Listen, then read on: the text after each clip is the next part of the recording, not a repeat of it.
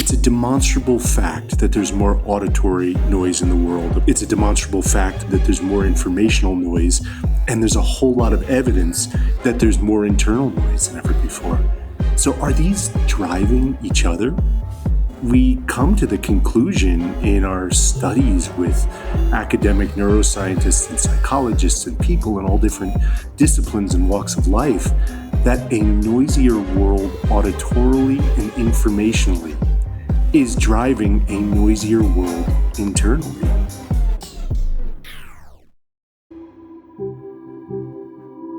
Welcome to Freedom Matters, where we explore the intersection of technology, productivity, and digital well-being.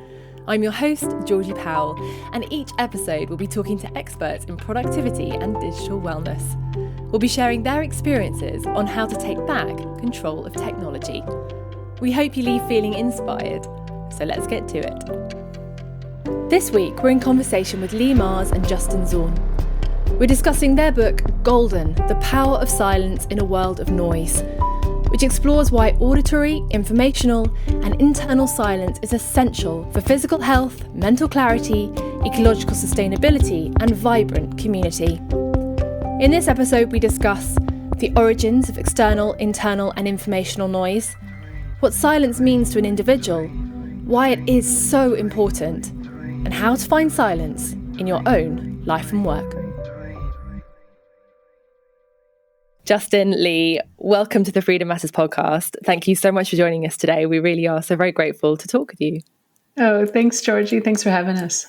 Really good to be here, Georgie. I'm a big fan of freedom. Used it a lot in writing this book.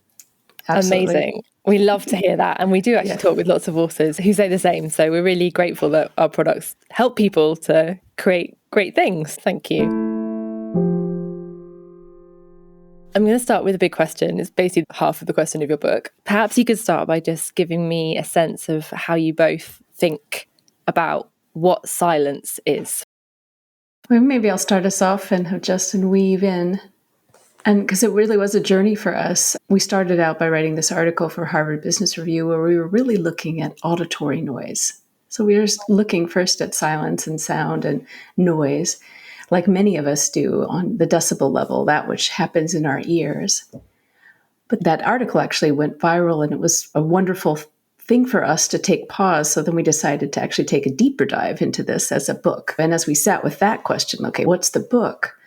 We moved beyond that auditory ear silence and noise into informational noise, which is usually coming at us through our screens, taking up and grabbing for our attention more and more aggressively all the time, which I know you all think a lot about. And then as we had these conversations with this extraordinary cast of characters, all kinds of people, politicians, artists, a man incarcerated on death row, just so many incredible people, they also pointed us towards a silence that is internal, that really can be actually separated from whatever is happening externally. It could be loud outside, but very quiet inside, because when we asked them what's the deepest silence they've ever known, they pointed us to extraordinary experiences like births and deaths and moments of awe and moments where it might actually be raucous, like on the dance floor at 4 a.m. mark or something like that, or running the perfect line through roaring rapids deep in the wilderness. So for us, looking at silence and the deeper exploration that we took on with this book, we wanted to look at the silence and the ways it occurs in our ears and on our screens and in our minds. And I think in conclusion, you're basically saying that it's more about that feeling in your mind rather than the noise that we come to believe. Yeah. We're interested in and how they interplay for each of us. And for each of us, that answer, I think, is different. And that's really what the book is about, is finding your own answers. Interesting. Justin, do you have anything to add to that? Yeah, I think Leigh said it well. And we were at first surprised to hear all of these answers that didn't sound auditorily quiet when we interviewed people about the deepest silence they've ever known. And what we realized after some time was that they were describing moments of pristine attention. They were describing moments when nothing is making claims on the consciousness. No person or thing was seeking to dominate the consciousness. And this is something precious and rare in our world today. If you think about waterfall or some birds in nature, they could be extraordinarily high decibel, but they're not making claims on you. They're not saying, oh, respond, keep track of this, do that. So there's some types of silence that might not necessarily be low decibel, might not necessarily seem auditorily quiet. So it was something mysterious, something that we came to explore in the journey of writing this book. So interesting, because when you start by asking everyone what their most memorable memory of deepest silence is, I actually misread it when I first read the book, and I just thought it was, what was your deepest memory? I had a memory in my mind, and then it's like, oh, I think I've misread that. Like, I have to go back and check it and realize that it was your deepest memory of silence. And I realized, like, I was going through the portfolio of memories in my mind, and most of them don't have any sound. Oh. Memory is quiet. Like, I was thinking of all these really pivotal moments in my life, all these really lovely lasting memories, lots of different ones, as you say, birth, death. But also the one that popped to mind initially to me was me and my sister playing in a bowl of cold water as children and making footprints on the patio where we lived. And I can remember the feeling of the cold stones and the sun. It was always spring. It was never really warm enough to have your feet out, but you did anyway. And I remember how I felt. Probably could even conjure up some smells, but I can't remember the sound. Wow. And I don't know if that's something that also has come up for you as well. I don't know, remembering sound in very memorable moments, I'm finding is hard. Right. That is super interesting, Georgie, because one thing we've explored in this topic of the deepest silence people have ever known is that this deepest silence is like a profundity of memory. Like, in this space of silence, we can go deeper into feeling, away from the verbal chatter, away from thinking about what it is that we want to present to the world. And that was like a common denominator to what people described in their deepest silence. So it makes sense that as we're going into these memories that evoke strong feelings, they happen in silence. We perceive them in silence. I love that. I love also how vivid your memory is, and in the sensory way. There's so many other senses that you're experiencing, and we did definitely hear that from most anyone we spoke to, as a deep sensory experience and a stepping out of time, an experience of timelessness, time standing still. Fascinating.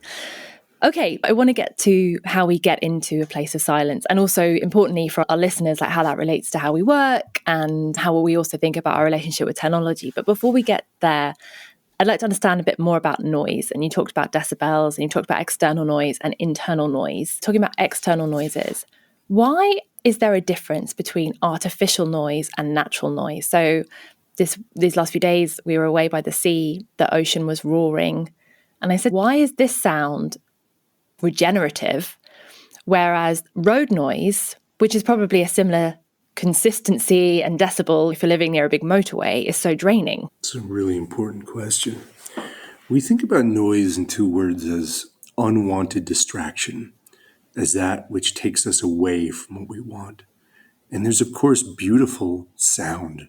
We're big fans of beautiful sound. We're not writing about a kind of silence that's pulling us away from that. But there's an acoustic ecologist named Arjun Shankar, a consultant, who says basically sound is when you're mowing your lawn. Noise is when your neighbor is mowing their lawn. And music is when your neighbor is mowing your lawn. So it's a matter of perception. It's a matter of our own preferences and discernment. What counts as a pleasant noise and what counts as a distracting noise. When your neighbor is mowing their lawn and not yours, there's a distraction that's happening there. There's unwanted interference in your ability to sense and perceive, because we get a lot in the book into the biophysical elements of how noise can drive the fight or flight response, and how that can inhibit our concentration, inhibit our learning. So there is something real to artificial human-made noise, like the sound of that lawnmower when it's not presenting a gift to you. There's a real physical response that happens in terms of cortisol levels in the body. If we're able to reframe a certain noise as something that's a gift, or something that's representative of something beautiful, or something that's a manifestation of something beautiful in nature, like the ocean, then we can perceive this as something that's not an unwanted distraction, but something that we want, something that brings us joy, something that brings us lightness. And I think what we really emphasize in the book is for us to notice what we experience as noise, to notice noise. And maybe to where Justin was pointing us, is there a way to reframe it so that we experience it a little differently? Sometimes we'll get some context and everything will change. But people have asked us over the years or so the months since the book has been out, what about white noise? I really like white noise. It's keep your white noise if that's serving you. So I think it's like noticing noise, noticing what you truly experience as noise, and then noticing what really is quietening for you, what brings you silence. So tuning in and appreciating silence is the most simple instruction we can give. And it may be surprising. We spoke with a professor of biobehavioral health and medicine, Joshua Smythe, asking him for a definition for internal silence, mysterious place inside, which we'll talk more about. And in exasperation, he said, quiet is what people think quiet is. Quiet is what we experience quiet to be. And that could be rather surprising. He had a gentleman in his studies he does large-scale mindfulness studies. And one of the men in his studies found his quiet, his flow state, through carving with a chainsaw, carving large chunks of wood. That was where he found his most quiet, his deepest silence, if you will. So it might be surprising. Moving on, I was interested in how the rise of attention-grabbing information, or informational noise, was impacting our internal noise and our ability to find silence. I asked Leigh to explain more. Maybe I'll take us from informational to internal, and this may be a familiar statistic or a quote. The then CEO of Google, Eric Schmidt, said in 2010, he estimated that every 2 days we now create as much information as we did from the dawn of civilization up until 2003. Much of it good and much of it we celebrate. But what's going on is, of course, evolutionarily, we do need to pay attention to things that grab for our attention. We need to make sure that saber-toothed tiger is not hunting us. So we need that. We need to not just focus on what we want to focus on. We need to focus that which is demanding our attention. But we've never really been in the experience of having our attention grabbed day in, day out, having more what they call bottom-up attention demands, so that our top-down, that what we want to focus on, attention gets overwhelmed. So researchers have found that most people switch between different online content every 19 seconds, and the average person spends about an hour a day getting back to what they've been working on. And another study suggested that people in the United States, anyway, take in about 5 times as much information as they did just a generation ago. So the information scape is saturated beyond anything we've ever experienced. And that other critical point, it's grabbing for our attention, not just sitting out there, leaving us alone. So we wanted to look at what does that do to our minds? And so we turned to Ethan Kross, a university professor at Michigan, who he suggests that we listen to something like 320 State of the Union addresses of compressed internal speech every day. This is inner monologue, 4,000 words per minute is what they estimate that happens internally. So we are also flooding ourselves with this internal chatter, which is often like worrying about the future or ruminating about the past, or maybe just, internally dialoguing about everything. So that's a lot of noise. And we were really interested in that interplay between information and internal noise in particular. What would you add, Justin? For me, one of the most interesting questions for me that we got to explore in this journey of writing the book was these feedback loops. It's a demonstrable fact that there's more auditory noise in the world. It's a demonstrable fact, as Leigh just alluded to, that there's more informational noise. And there's a whole lot of evidence, including that 320 State of the Union addresses a day that we listen to in our heads, that there's more internal noise than ever before. So are these driving each other? And we look at these feedback loops and we come to the conclusion in our studies with academic neuroscientists and psychologists and people in all different disciplines and walks of life that a noisier world auditorily and informationally is driving a noisier world internally. And I think it's very appropriate that we're on the Freedom podcast right now to take some time for a respite, for a sanctuary from the auditory and especially the informational noise can create the conditions through which we can have more silence and focus, more of this pristine attention internally. I really just want to focus on one in particular right now, which is that as a society, as a culture, really globally right now, we tend to think of the maximum possible production of mental stuff as a good thing. And that often includes the maximum possible production of thought, of this internal sound and stimulus as a good thing. Because as a culture right now, we often mistake the feeling of stress for aliveness.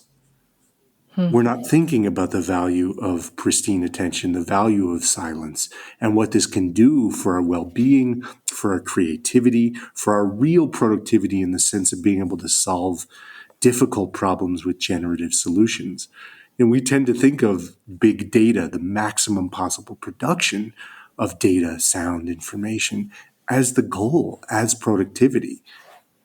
And what we're proposing in this book, based on all these explorations with these extraordinary people we met, is that maybe the answers to the biggest problems that we really need to solve will come through the silence.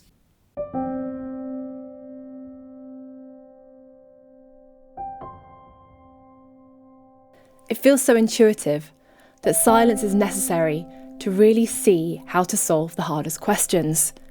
And yet, the information economy is snowballing, and sometimes it feels impossible to slow it down. In the book, I was particularly interested in one study that proved that whilst we are hardwired to gather more and more information, having that information does not make it easier to quieten our minds.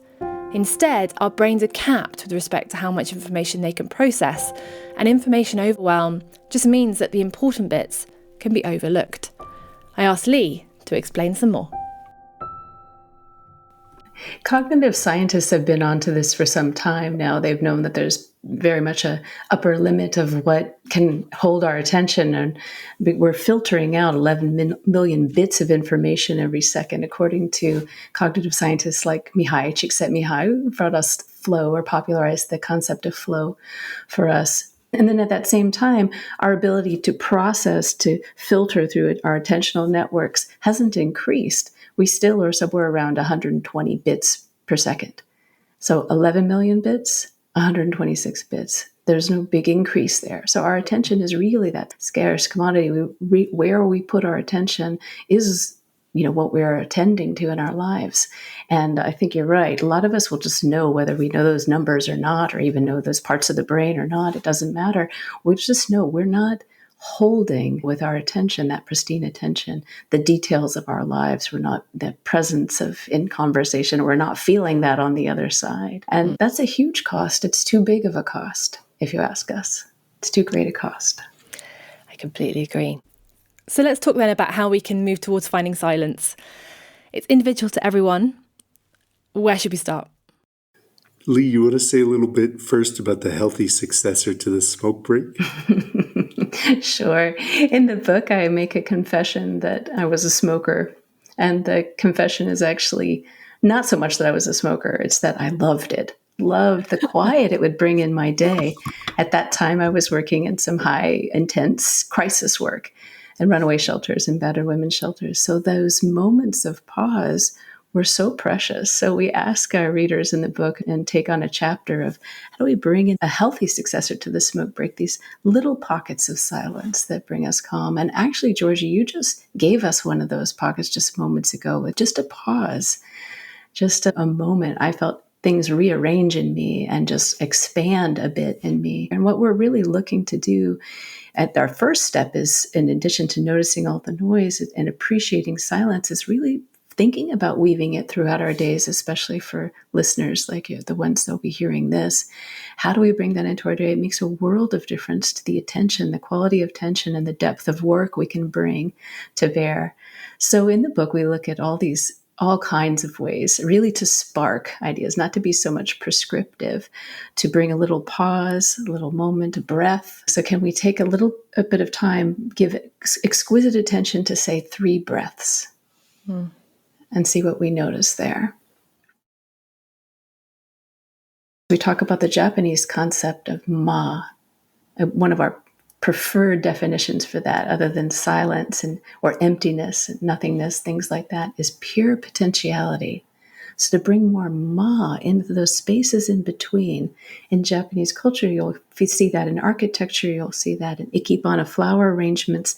The emphasis is not just on the branches and the petals, but the empty space around that. So can we bring more attention to the empty spaces, if you will, those pure potentiality spaces, and really sink into that fully? So it's not so much about the quantity, but the quality of dropping into that silence. We go beyond just these individual personal moment-to-moment practices in the book to look also at ways that an individual could cultivate deeper silence, even come close to what we call rapturous silence. So we look at an idea that we got from the acoustic ecologist Gordon Hempton that he calls take your to-do list for a hike, which is where Gordon will look at his to-do list at home at his office, and then he'll drive some ways away and get to the quietest place in nature that he could get. He'll often hike a whole day to get there as well. And once he gets to the quietest place he could get, in his case, it's in the Hoh rainforest in Olympic National Park. And when he gets there, he gets as quiet as he can. He tunes into the quiet of the surroundings. And from that vantage point, he told us he's sometimes able to cross months of professional commitments off of his list because the things that seemed important from the noise of his office just aren't important once he gets to the place of external and internal silence that it's possible to achieve in the rainforest there.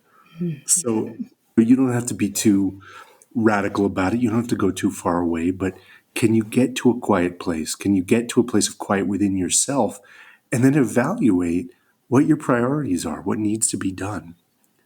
Similarly, we look at the model, the example that Gandhi gives us, who even in the midst of his tremendous leadership of India's movement for independence over decades, would spend every single Monday in silence.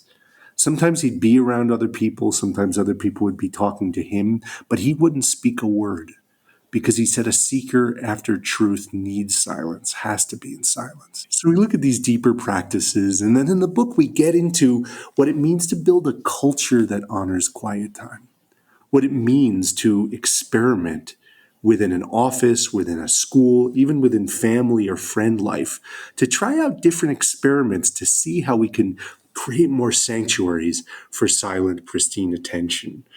And then we work in the book all the way up to a society that honors silence. What would it look like to change laws and public policy to honor pristine attention in terms of how we deal with thinking about deliberation in the public sphere, in terms of the management of the attention economy, and so on. So then moving on into organizations and teams, are you getting a sense that companies are waking up to the importance of this and the power of having breathing spaces and silence within a working culture? I'll just say one thing real quickly, which is that one of the main ways that companies are doing this is through, of course, an appreciation of mindfulness practice. One thing that we want to bring forward in the book is that mindfulness sometimes feels a little bit constricted, particularly in a corporate kind of environment where it becomes a kind of to-do. We wrote this book in part wanting to give license to people to give up these feelings of self-doubt and guilt. Oh, I'm not going to my company's mindfulness sessions enough. I'm not meditating enough in the mornings as I've been recommended to do by HR or by my physician. And to give people license to find silence in whatever way is right for them. So to give up on the rules and tools and bells and cushions of mindfulness. And as Leigh was describing before, recognize that silence is whatever we perceive silence to be, and to tune into our own knowledge, our innate knowledge of what silence is for us. I'm here in the Bay Area where a lot of companies have been using mindfulness for actually decades. And it's course at this point, maybe for some of them in the workplace. They've gotten what they can out of it. Those who've responded to it are doing it. Those who aren't are maybe just feeling bad and wrong that they're not responding to it. So it's just not for everyone that one size fits all. But we wanted to turn to silence because we felt like it really does belong to everyone. And it's really about finding your own route there. And as a team, we can be experimental and even playful with the routes of finding that. So I mentioned Ma, that concept. And so we have a little segment called Ma on the Job, where we bring Ma into our workday, into our meetings even. What I love to do with groups as we sit is to first just come together and for a moment just tune into what the purpose of the meeting is. Sometimes people won't even really remember or know why they're there. And we can waste a whole lot of time talking in circles rather than really focusing everyone's attention on the reason for being there, why it's important to use this time, and do we really even need an hour to do that? And then give ourselves a break and some time for transition, reflection, all those things. Or if it's a difficult meeting, maybe there's a great conflict taking place. We could turn to what the Quakers have done for hundreds of years when there's deep conflict or heat in the room, that we just pause for a second and really reorient to why it's important to resolve this, perhaps without blame or further polarizing. And oftentimes what people will tell us time and again is that just some other kind of possibility will emerge from that just pause, that moment of silence. And it may come from the least likely person to speak up in the meeting as well. Because the other thing is, when we're defaulting to our meetings the way we have been, the default is to the tyranny of the fastest and the loudest. And we're not hearing the quieter voices, including the quieter voices inside ourselves about maybe what's needed. So one thing that Justin and I are really committed to is we're working with teams who are working on complex and important issues like climate change or removing toxic chemicals. And we're not going to get to those solutions through conventional thinking and the same old kind of brainstorming sessions. We need deeper, more connected thinking going on in order to find those breakthrough solutions. On an individual level within an organization, if you're not a manager, how can you start to create change? If you think there's a problem, like we're all just going too fast, there's too much noise, there's not enough opportunities for us to create silence, how would you recommend someone starts talking about it in their organization? So one thing to do is to propose an experiment.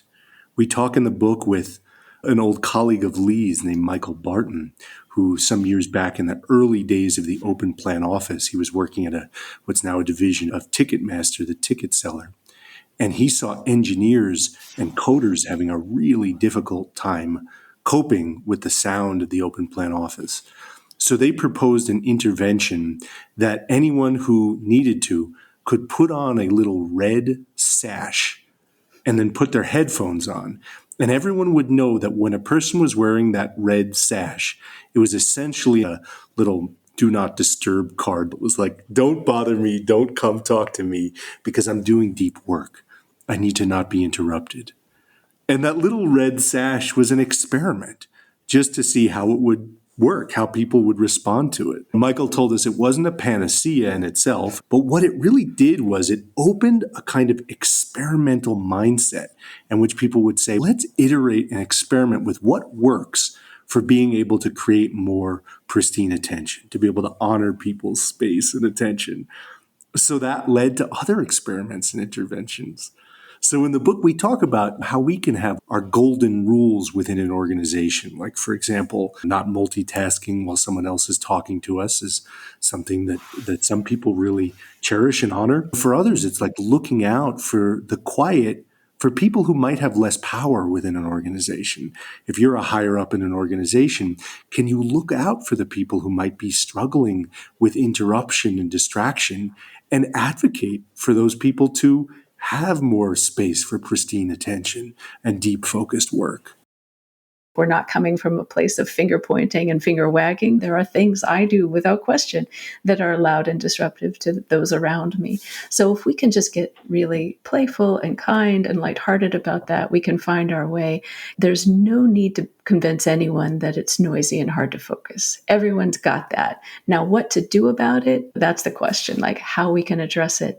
And if you are an independent worker, you can also, I've noticed people, and I did this as we wrote the book, you can also create like a buddy system where maybe you're working freelance and they're working freelance, but you can say, okay, we're going to do this focus work here, and then I'm going to work out in the garden, and what are you going to get done? And we set those goals, but also set the goals for some open spaciousness as well. Little things like that are gifts that we can give one another to just make it go better. Amazing. Do you have any other final advice? I think really just tying all this together, Georgie and Leigh, I feel like the core message that is central to this book is simply appreciating the empty space. Simply appreciating that this is where the answers and the inspiration could come from. And Georgie, you said something really perceptive and profound earlier when you were talking about this idea that if we just had more information, more data, then maybe we could relax into the silence because we would have what we need. This fallacy of thinking, if only we had more data. And we spoke with a neuroscientist, psychologist duo, Larry Rosen and Adam Ghazali, who explained that really what's driving us to seek more and more information and avoid the silence is that when we gather information, when we go check our email, check the news, it creates a dopamine hit like our ancient ancestors used to get from collecting juicy berries in the forest. So we're wired to seek that dopamine hit. And when we don't get that information, like you were talking about, we get into a place where it sometimes feels scary because we feel like we can't make sense of things. We can't fulfill our commitments in the world. But our core proposition in this book is that if we can resist that temptation for more information, if we could sit with that slight discomfort of not always knowing, not always getting that extra bit of information, then we can come closer to real intuition. We could come closer to a real, deeper sense of creativity and inspiration that can guide our lives and guide us to find the solutions we're seeking. Amazing. Justin, Leigh, you've been fantastic guests. It's been an absolute pleasure to speak with you both today. Thank you so much for joining us on the Freedom Matters podcast. Thank you, Georgie. Thank you so much, Georgie. Thank you for joining us on Freedom Matters. If you like what you hear, then subscribe on your favourite platform. And until next time, we wish you happy, healthy, and productive days.